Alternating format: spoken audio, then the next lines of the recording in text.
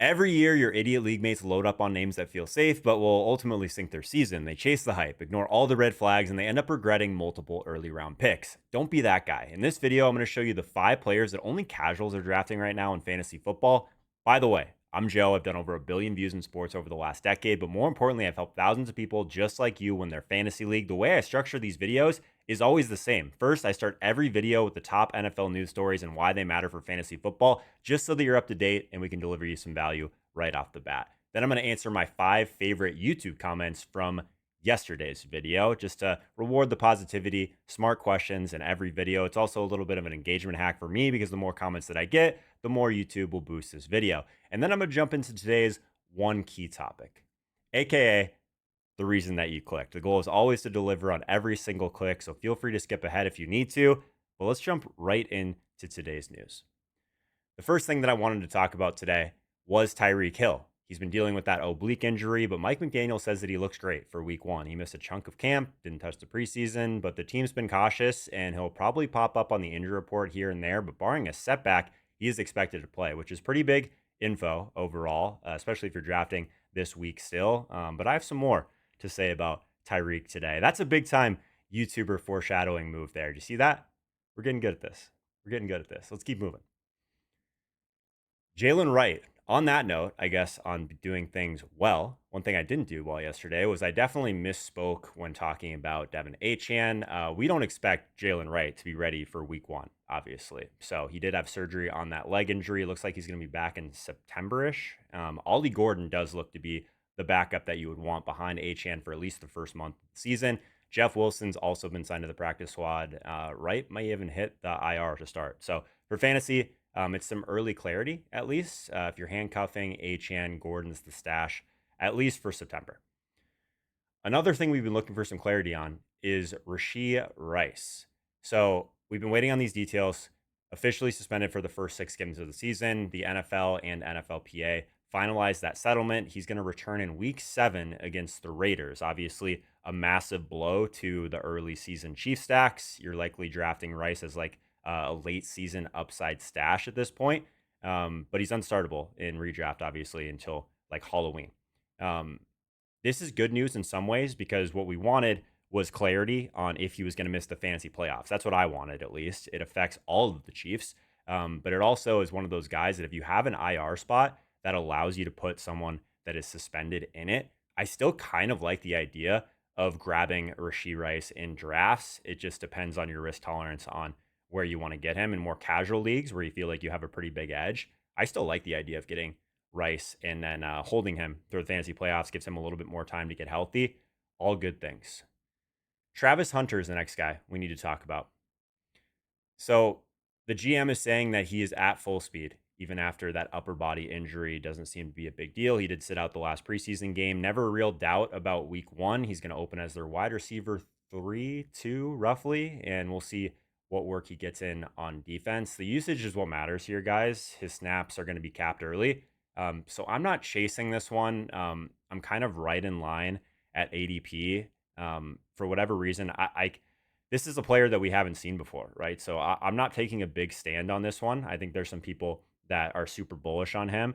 As a talent, there's no questions in my mind. Matt Harmon's talked about him being one of the best guys he's charted in reception perception in quite some time. Trust Matt, love Matt, especially when we're talking about wide receivers. Yeah, it's just a difficult one for me. I'm right at ADP, so I don't have a ton of shares of him so far, but I don't have a strong take one way or the other. I always want to be honest with you guys when it comes to that. I'm not just going to make up a take unless I feel strongly, and this is one that could go either way, and I'm not taking a big stance on either side for right now. One guy that I was planning on taking a pretty big stance on, actually, is Marvin Mims. So I was a little bit bummed to see this, that he left practice with a groin injury. The team says that they're not overly concerned, but his reps could be limited heading into week 1. If he can't go, we have Troy Franklin, Pat Bryant. If you're in a deep league, I think Franklin might become interesting, but like I was really bullish on Mims just in general. Like we need to find that number 2 weapon aside Sutton. It could be Ingram, who I also really like. It could be RJ Harvey, who I think is going to be used in the pass game a lot. But Marvin Mims is like one of those guys that has a ton of talent, just hasn't seen the usage, right? If he's won over this coaching staff finally and he's going to be in like 2 wide receiver sets. Like Marvin Mims is one of those guys that could absolutely break fantasy football. So he was one of my favorite kind of late round sleepers.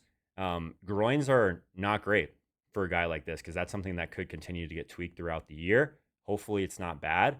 We'll see. I'll be watching for more updates on this one.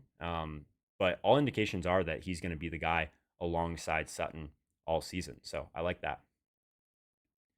Jaden Reed back at practice, but admits that his week one feels a bit uncertain. Um, he's running routes, but with pain. Not great for a foot injury. I know that he and Matt LaFleur have kind of been downplaying his chances of suiting up, so that's not great either. If you're banking on Reed in week one, definitely time to make some other plans. This is the story that, again, it feels like we have something new every single day. John Lynch has said that Juwan Jennings, with that calf injury, they are hopeful but not sure that he will be ready for week one. They also signed MVS, who just got cut by Seattle. If Jennings misses some time, Pearsall, MVS could both see some early snaps, though neither are really, I guess, on the MVS side, I'm not going anywhere near him in drafts at this point. Pearsall, I think, is still someone that could surprise because I think he's more talented than people realize as well. In terms of talent, like some later guys that I've been kind of warming up to as the preseason wore on, let's talk about why this matters that Tim Patrick was just moved to the Jaguars. So, 6th rounder, all of that. Tim Patrick, a lot of size, a lot of speed downfield, but his role in Detroit basically disappeared after rookie Isaac Tesla, I'm really trying to say his name right, just absolutely dominated the preseason. So it's still a crowded room in Jacksonville overall. So this doesn't really move the needle for Tim Patrick, I don't believe. But Tesla, though, I think this is really saying a lot more about him as kind of making some noise as a potential deep sleeper if he ends up being really just like the direct backup to Jamison Williams, or even if he ends up getting on the field. This is a guy that is extremely, I mean, he has all the tools. He's very fast. He's very large. That's really all I need to hear from a guy that's going to be a part of this offense. All right, let's talk some Q&A. Let's get into Q&A. Some really good questions today. Overall, I appreciate the positivity. The support in there really does mean the world, guys. Of course, everyone is always entitled to their opinions. You definitely don't have to agree with me. This is fantasy football. It's all for fun. But for the most part, I just want our comment section to be an inviting community type vibe, if at all possible. So let's dive back in here. Like I said, a lot of good questions. And yes, if you're looking for me to pronounce every name right, you are on the wrong channel. I do my best. Words are hard. Words are hard. All right. Format is fine. Don't need sound effects and goofiness. That's always nice to hear. I think the format's pretty fun. If you're here for the first time, one of the things that I've been kind of experimenting with is these whiteboards.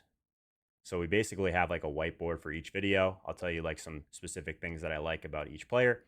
I'm working on my handwriting, doing the best I can, but we'll do that again here shortly. So I'm glad you guys are enjoying the format so far. Dude says like 100 times. Yeah, I'm working on it, man. Like I said, words are hard. This is one that I certainly want to improve on. So keep giving me crap about it. Actually, I could use this. Like if you're hearing me say it a lot, things like things like just come at me.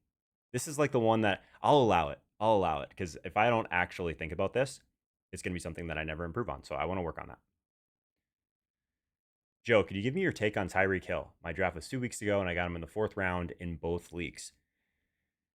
Spoiler, we are going to talk about Tyreek Hill, but we're going to talk about him right here. Player number 1. We'll get there. Thanks for flagging it, though. A lot of people want to talk about Tyreek. I have some takes. Should I trade Ladd and Brees for London and Pollard? I really need the help. This is a really good question. I had to think about this one for a little bit. I'm super bullish on London. You know, if you consumed any of my content this offseason, you know that I love Drake London. I've talked about him as being like a dark horse wide receiver 1 overall type target in the second. There it is. There's the I'm working on it. I do have London about 6 spots higher overall than McConkey, but it's definitely close. I think most people would call that part of this trade a wash. I am not a Brees fan overall, personally. He's a pretty big stay away for me this year. But this is probably the line where I have to concede because I do have Brees projected well ahead of Pollard, even though I have Pollard very far ahead of where most people do in drafts in my rankings. So as much as it pains me, I think you should stay where you are on this one. It's not against, I mean, I guess I'm not against you moving Brees before week 1, but this specific trade I still think is in favor of Ladd and Brees, personally. Hope that helps. What else we got here? Screw the negative comments. You provide good information without all the BS. Really appreciate that. Almost like a conversation. That's the goal. That's the goal. I don't have all the answers, guys, but I've been doing this for a long time.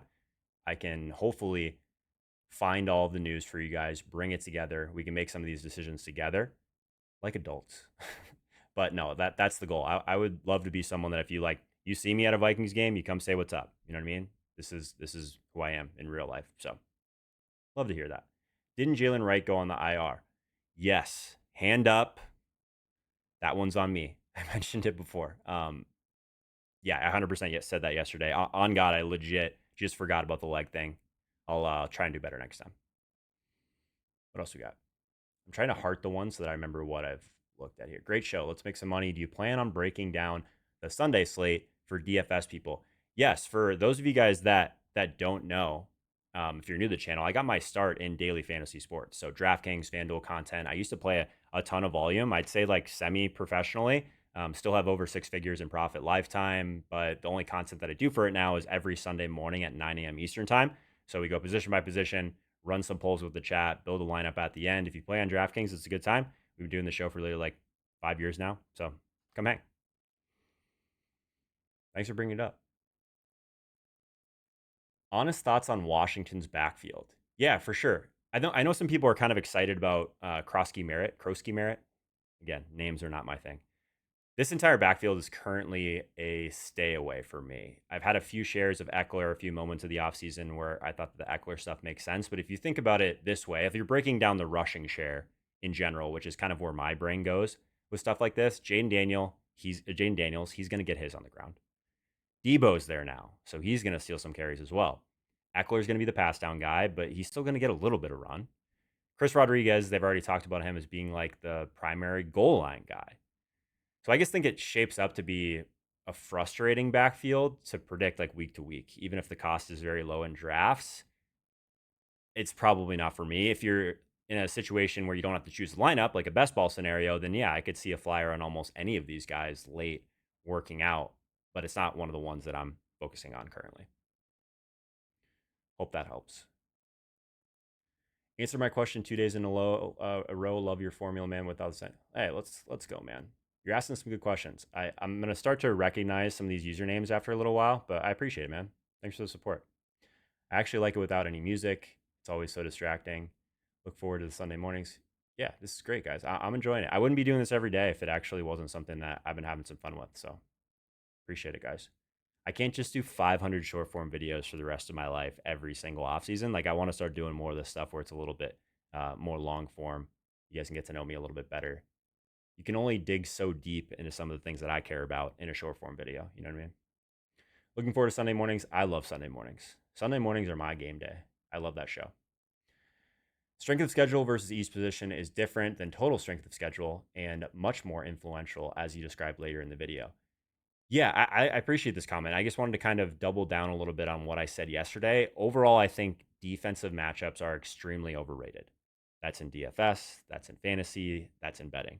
All that stuff is basically baked into projections and ultimately rankings anyway. So I don't want to double count things, if that makes sense. But I do think certain things matter at the tails, at like both ends of the spectrums.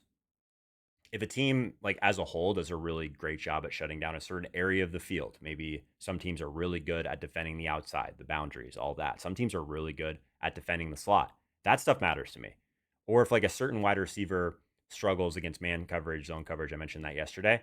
Um, I'm in on that. I think that makes some sense. I'm not a big wide receiver versus cornerback matchup guy, just because you can move these guys all over the field. They don't end up running all of their snaps against the same corner, that sort of thing. So I'm not big on that. The data really shows that the only thing that matters at running back is volume. So I try not to get cute there because it's something that we can project really well week to week on the volume side.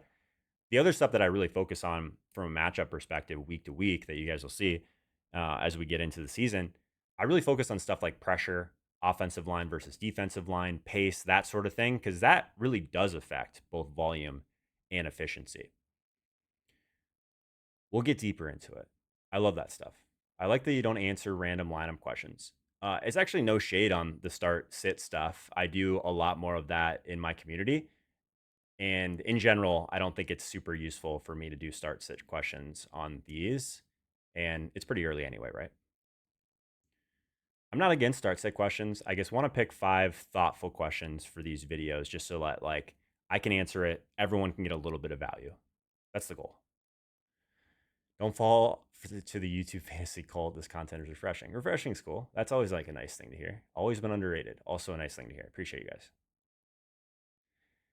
Can't wait for your early season Monday or Sunday morning breakfast show. Like I said, if you played DraftKings, it's a good time. Love hanging with you guys on Sunday mornings. What else we got? What else we got? No whiteboard hard pass. Yeah, we didn't do the whiteboard yesterday. I will say that. There was a lot of news yesterday. I want to make sure we got through like a lot of news, like a little bit less today. Cool. Oh, I guess I missed one here. The offensive. What did we talk about? Where is this? There's one more here that I hearted. I thought. If not, I think I wrote it down. I can find it. Oh, there it is. Okay. Texans O line, not bottom 3. They're going to be a lot better than you think. Not to say that they're elite, but those tackles look legit right now, and their scheme is a running back's dream. Yeah, I guess I'm just on the other side of this one. I feel pretty good about what I said about Houston having like a bottom 3 offensive line. There's going to be probably 3 new full-time starters, 2 of which are very unproven. Ursay, Fisher. I mean, some aging veterans in there too. Tomlinson, Ingram. So my concern is the low floor with that offensive line. Brandon Thorne at ETR is the guy I trust the most when it comes to the position or just offensive lines and defensive lines in general. So I would seek out his work if you want a little bit more information on that. He's fantastic. And I'm always trying to find experts on things like that. I'm certainly not an offensive line, defensive line expert, but I know where to find the info, right? Cool.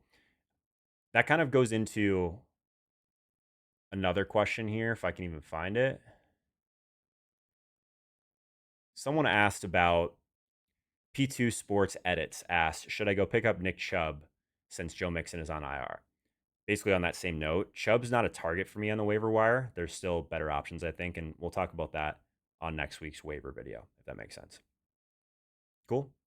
All right. If I didn't get to your question, now's a good time to remind you that I do have that membership community called the Fantasy Accelerator. It's where I answer every question each week, as well as give you everything you need to win your league, waivers, all that good stuff, trade targets, cheat sheets, the whole deal. FantasyAccelerator.com. Hit the first link in the description. See if it's for you.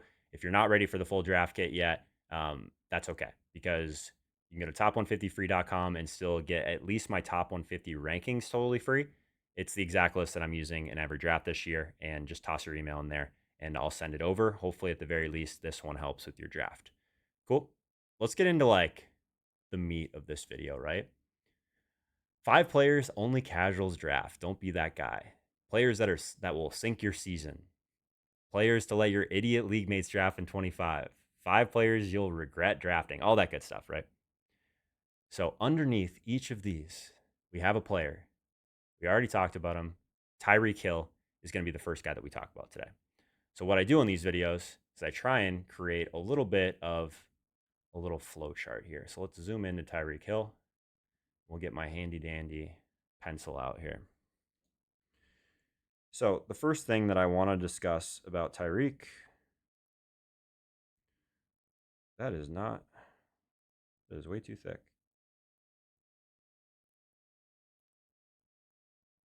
All right. I got 4 things that I want to talk about with Tyreek Hill.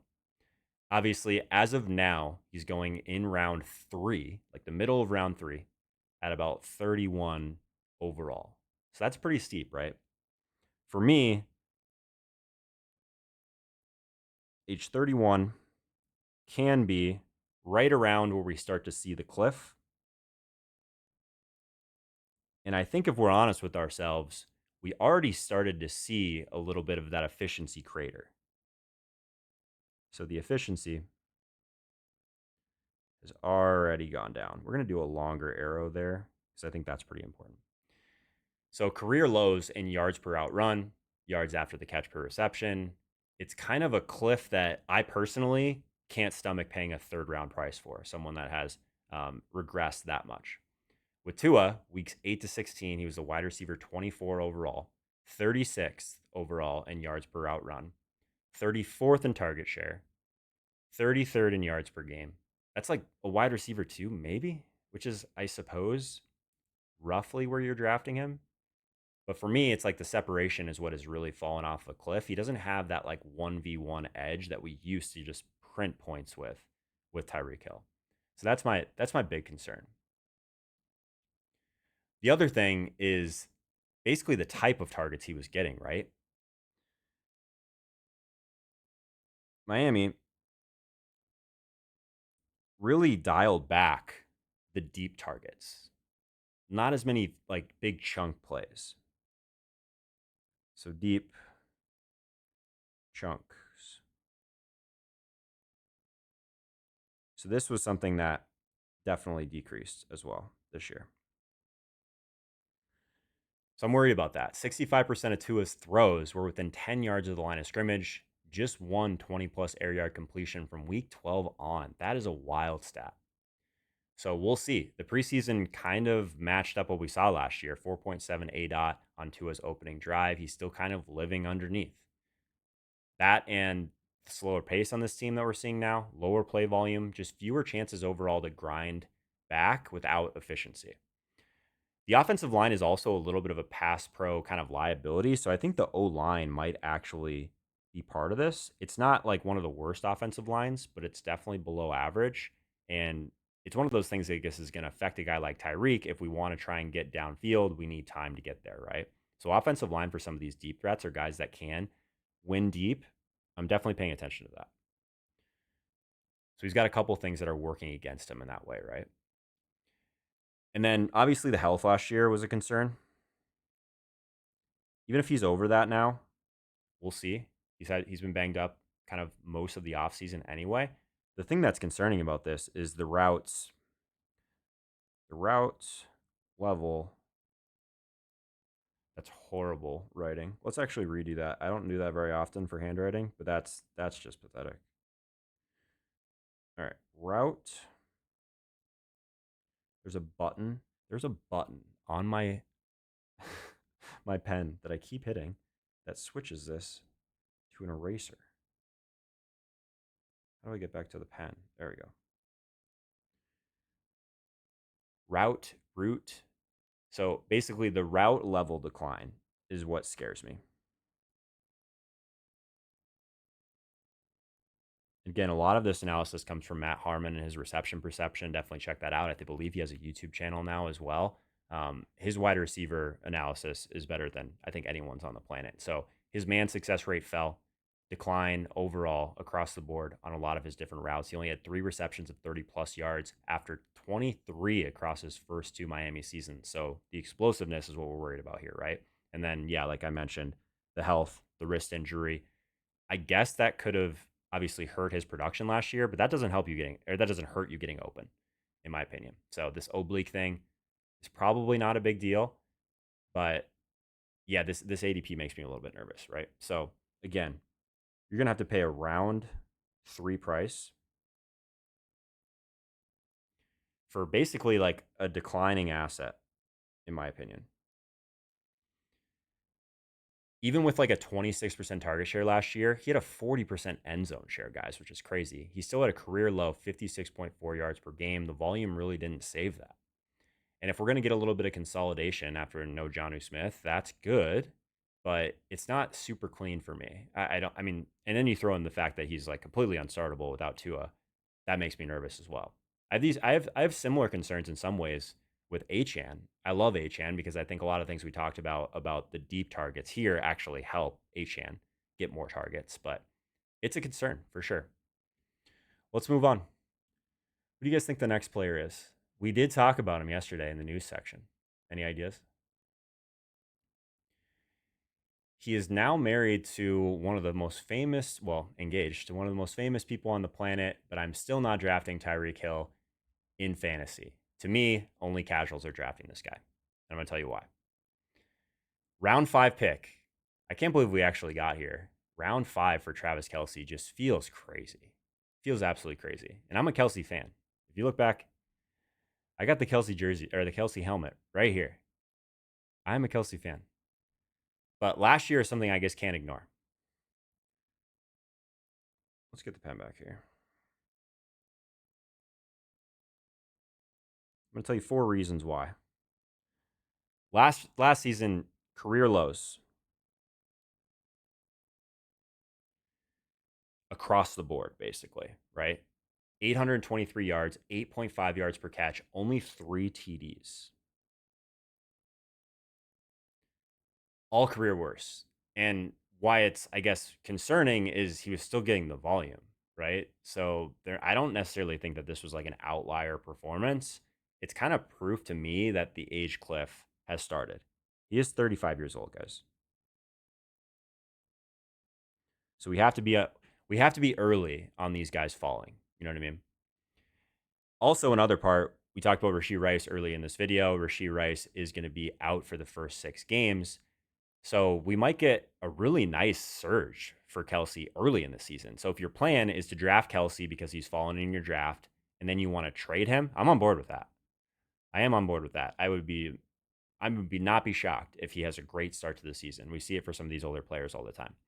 The concern though is when you really need him in the fantasy playoffs is exactly when Rice is going to be back.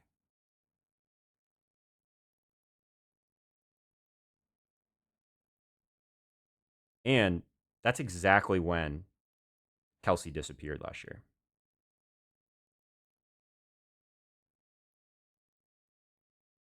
That's the concern.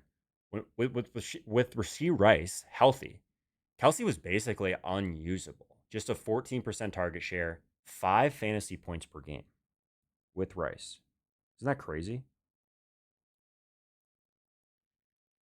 That was a stat I had to like double check, but insane. So that matters to me. Like the second that Rice steps back onto the field, Kelce's role could just collapse. We'll see. This is also a year where once Rice is back, yes, but also like I like Xavier Worthy a lot. Hollywood Brown's healthy. They're talking about kind of reinvigorating this deep passing game in Kansas City. None of that is good for Kelce, right? So the efficiency cliff, we kind of alluded to it, is something we have to be keeping an eye on, right? His yards per route run dropped to from 140 or sorry to 1.43, the lowest of his career. That's 40th if we're just talking about yards after catch per reception. So like I want to try and mix in some of these important stats to show you that I'm like it wasn't just what we saw in the field. Like the data backs it up. Like the efficiency was absolutely pathetic last year. He's no longer creating after the catch. He's basically just catching the ball and falling down. It's not great.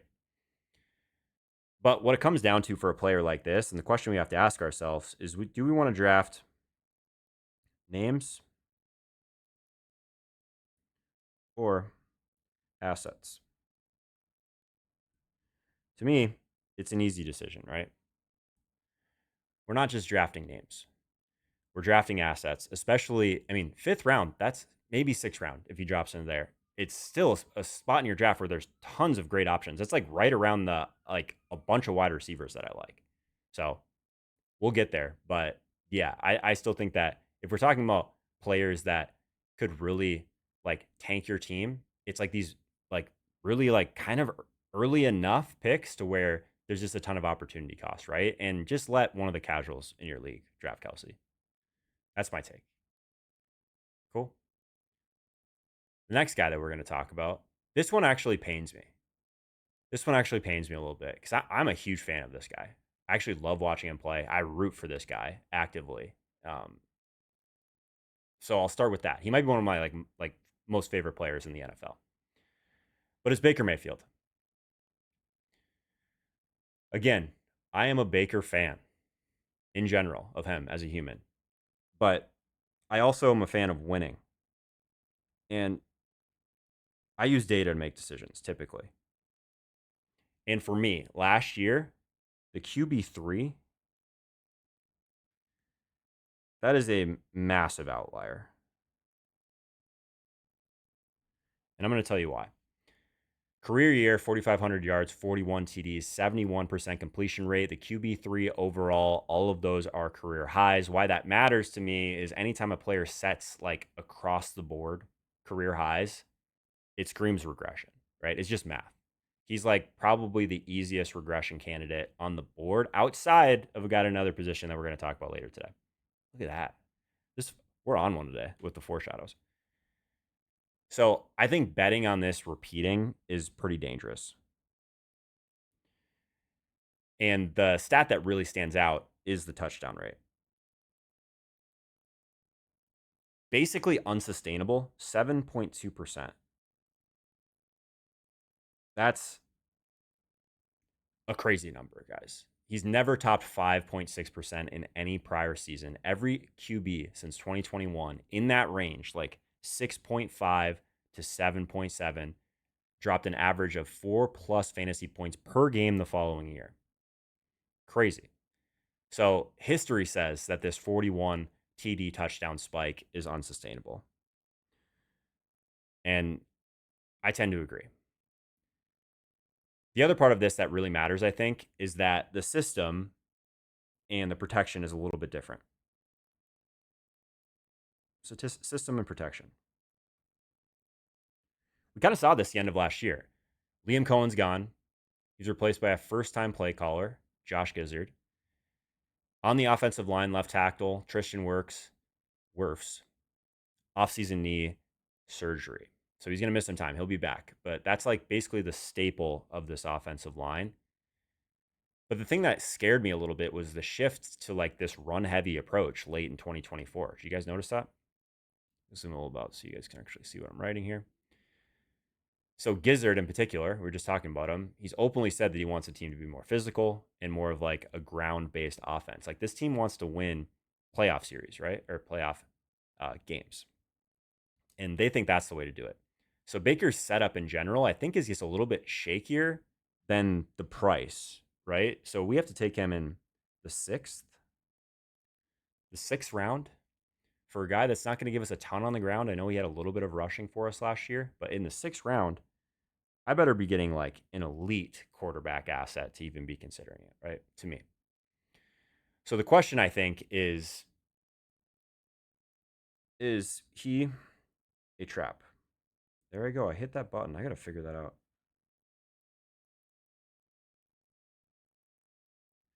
Is he a trap? But the question is he a trap in the sixth round? And I would say at cost, he is. Just one man's opinion. Like I said, do love Baker, but he's kind of a stay away for me. I still think he's one of those guys that casuals will love to draft. And I don't know. I don't know what kind of idiot league mates you guys have, but he's going way too early. This next guy is another guy that I really like. He's another guy where I have his helmet right there. It's Joe Burrow. I can't do it with Joe Burrow. I just can't do it. I know what he did last year. I watched. I saw. The scary thing about Joe Burrow, though, is just the price, right? Third round. Third round for this guy. A third round price tag for a quarterback that doesn't run. I don't think I can do that. So that's most of it. I could probably just end that one right there. But to me, that's really tough for a guy that's not going to give you any rushing equity whatsoever.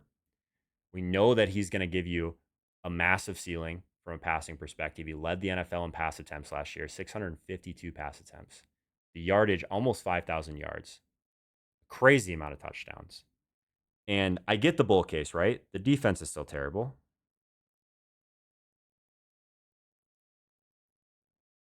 So there's going to be shootouts. I'm not saying Baker's going to have a bad season. I don't think that at all. I think this is about positional scarcity and what do we want to do in fantasy? We're trying to beat others, not just score points. Does that make sense? So at this area of the draft, it's really just an opportunity cost thing for me.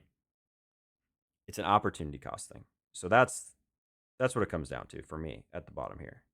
But if you're not convinced, if you want to play into the narratives of he's had some really cold starts, that has definitely been a thing the last couple of years.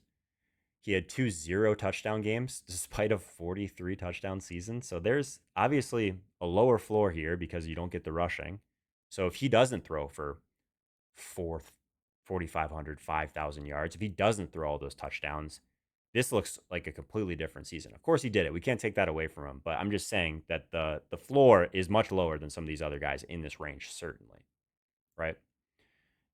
So when we look at that, sure, cold starts,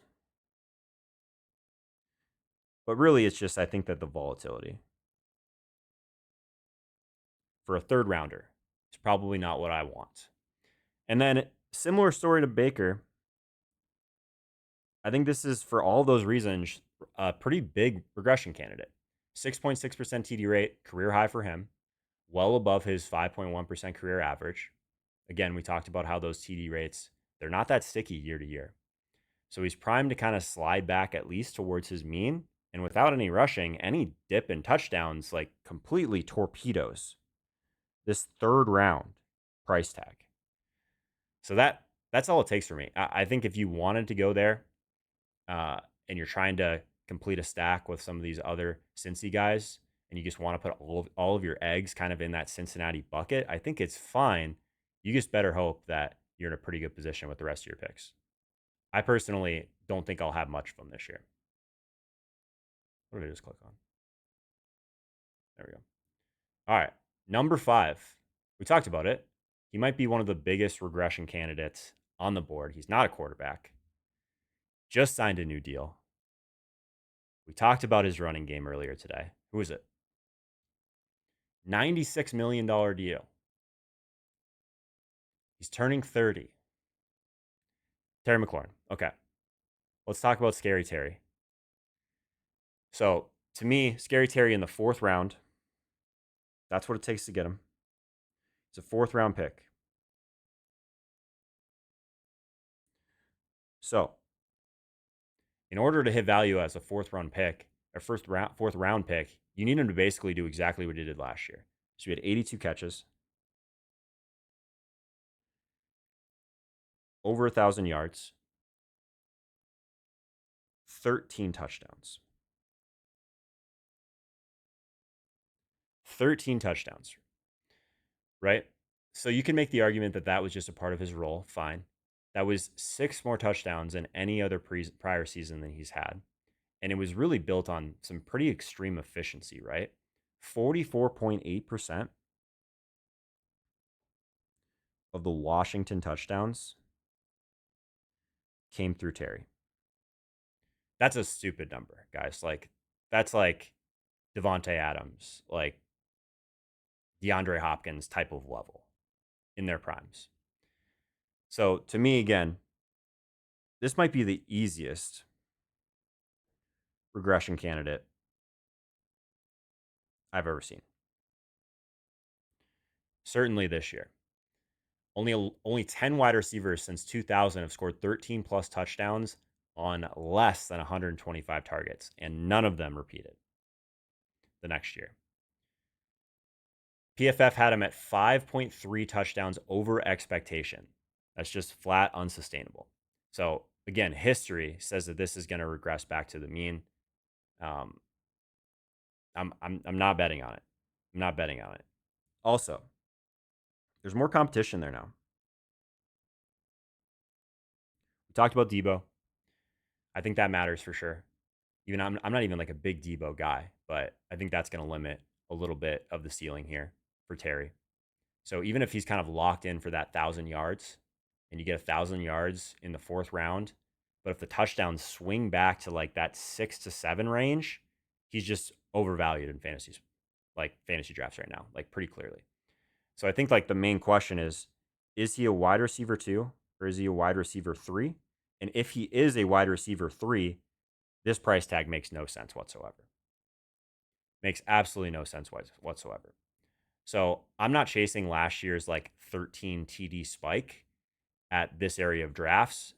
I'm basically out on kind of drafting a breakout here because that's what you need. We already saw it. I'm betting more on the regression back to the mean. But if you want my thoughts on the best picks round by round, you should check out this video right here and hit subscribe. I'll see you guys tomorrow.